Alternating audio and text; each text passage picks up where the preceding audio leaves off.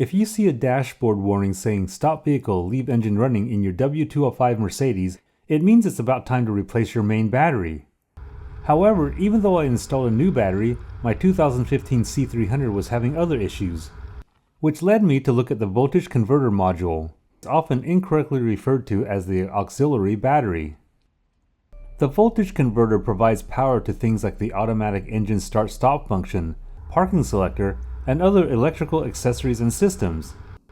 As I prepare for this repair job, here are the tools needed: a 10mm socket, an 8mm socket, a number 20 Torx bit, and of course a new voltage converter module. On the right side of the screen, I've listed several problems I've had with my C300 that I believe are caused by this faulty part. All of these issues went away after the voltage converter module was replaced.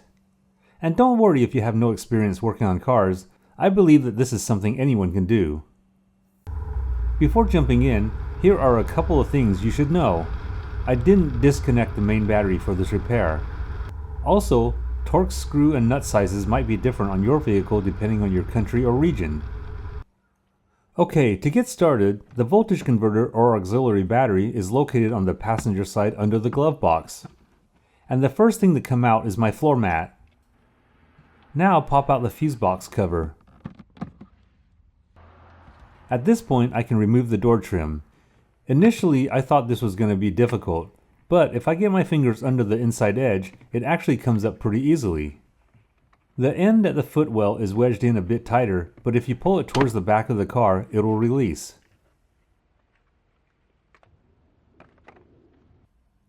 Under the glove box, there's a Torx screw here.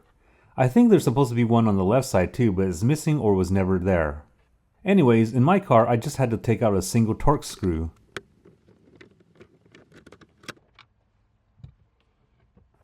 Now this cover panel takes a bit of shifting to get it out. But let me tell you that reinstalling this cover is absolutely the most difficult part of this entire job. You'll see what I mean at the end of the video. Even now I'm having trouble with an extrusion that's stuck in the back.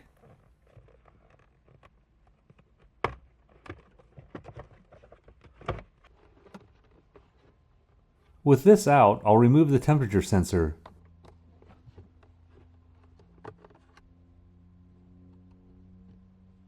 Then I'll detach the light bulb harness.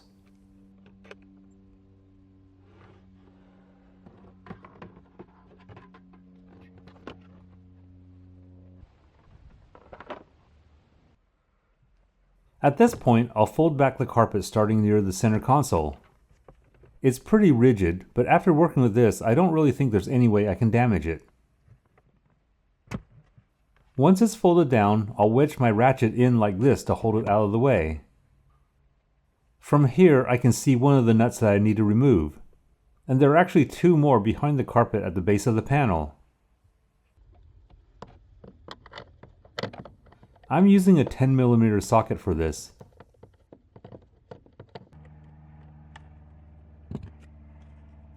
Before I completely take it out, I'm going to use my fingers the rest of the way to keep the nut from accidentally falling behind the panel.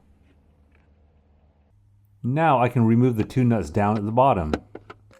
And to get this shot, I folded the carpet back even further so you can see the locations of these nuts. And I recommend that you do the same, because otherwise you won't be able to see what you're doing back here. Once the three nuts are removed, this foot panel lifts right out.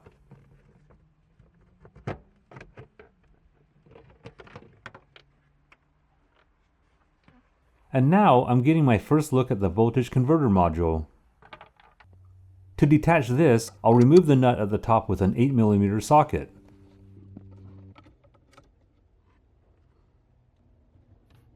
Then I can slip it out from the bottom clip.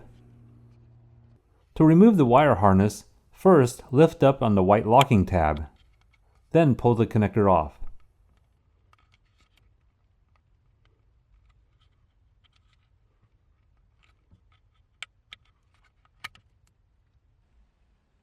This is the voltage converter module I got from Amazon for about $30, and I'll list it in the description so it's easy for you to find. Here's a side-by-side comparison of the old and new part. They're practically identical looking except the original has a white label on the side and it's made by Hella. But let's continue on and get the new one installed. First, reconnect the wiring harness. And remember to engage the locking tab. Now clip it in at the bottom and secure it with the 8mm nut. At this point I can reinstall the foot panel. Once I line up the bolts on the bottom, the top part will fit right in.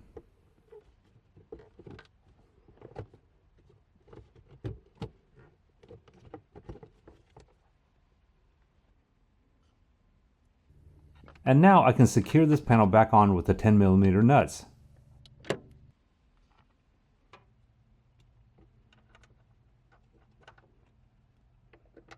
Make sure they're secure, but don't over tighten them.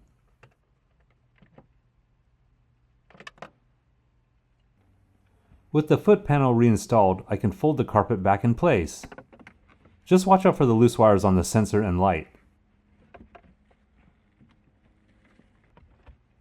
Then, tuck the left side in under the edge of the center console.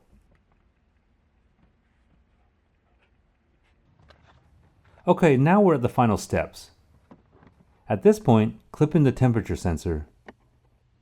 Then reconnect the light.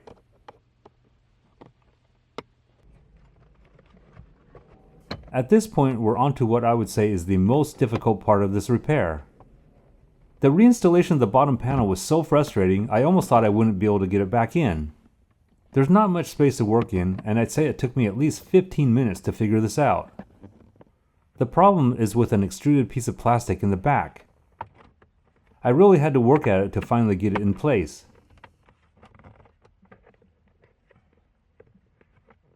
After a lot of frustration and sweat, I was able to get the left side of the panel tucked in, which allowed all the retaining clips to line up where they needed to be.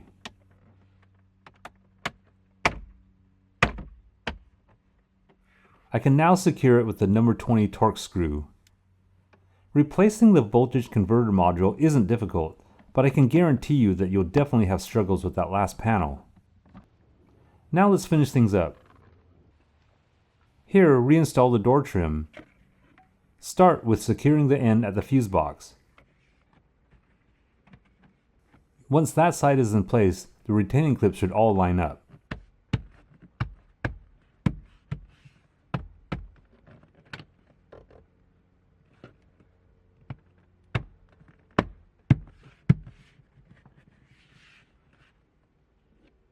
And the last thing to do is snap in the fuse box cover.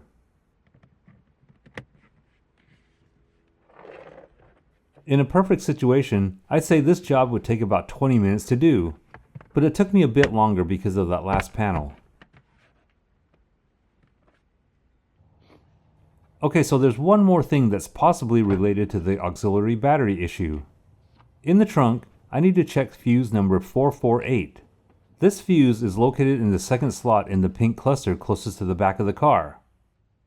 Be sure to push the retaining tab over before pulling the fuse out.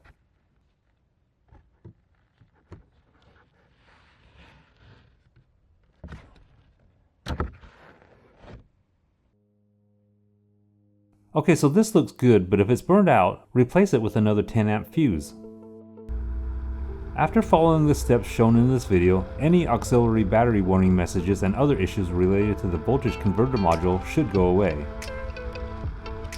If this video was helpful, please give me a thumbs up and hit the subscribe button to stay up to date on all my weekly videos.